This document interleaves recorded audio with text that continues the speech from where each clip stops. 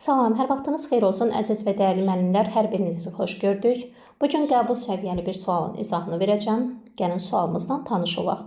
Təhsil, qanun, mədəniyyət anlayışları arasındakı əlaqəni qiymətləndirin. Cəmiyyətin inkişafı üçün hansının daha həlledici olduğunu əsaslandırın. Verilmiş tapşırığa əsasən biliyin növünü və bulumun idraki sahəsinin mərhələsini müəyyən edin. Bu sualın doğru cavabını əksər müəllimlərimiz B variantı olaraq qeyd ediblər. Bəs müəllimləri çaşdıran bir məqam nə olub? Bəli, bilik olaraq konseptual bilikdir. Təhsil, qanun və mədəniyyət anlayışları arasında əlaqəni şagird qiymətləndirəcək, yəni bu anlayışlar arasında əlaqə qurmalıdır.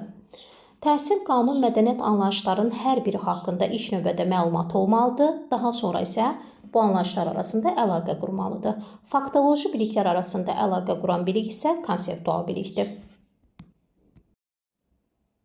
Sualımızın doğru cavabı olacaq C variantı konseptual bilik dəyərləndirmək mərhələsi. Nə üçün təhlil yox dəyərləndirmək? Çünki sualda qeyd olunur ki, anlayışlar arasındakı əlaqəni qiymətləndirin. İlk növbədə şagird qiymətləndirəcək əlaqəni, hər hansı bir mövqeyi, əlaqəni, qərarı şagird əsaslı şəkildə qiymətləndirə, dəyərləndirə bilirsə, bu zaman olur yuxarı təfəkkür səviyyəsi dəyərləndirmə mərhələsi və cəmiyyətin inkişafı üçün hansının daha həlledici olduğunu əsaslandırın. Şagird qiymətləndirəcək, dəyərləndirəcək, daha sonra öz fikirlərini əsaslandıracaq.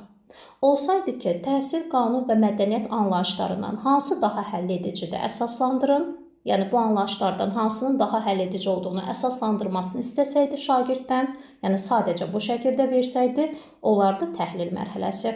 Təhlil mərhələsində məlumatlar arasında şagird müqayisə aparır, yəni məlumatları müqayisə edir, ən vacib, daha səmərəli, ən səmərəli yolu müəyyənləşdirir və əsaslandırır. Mətnə görə, məlumatlara görə əsaslandırma təhlildir, şagird öz fikirlərini əsaslandırırsa isə dəyərləndirmədir.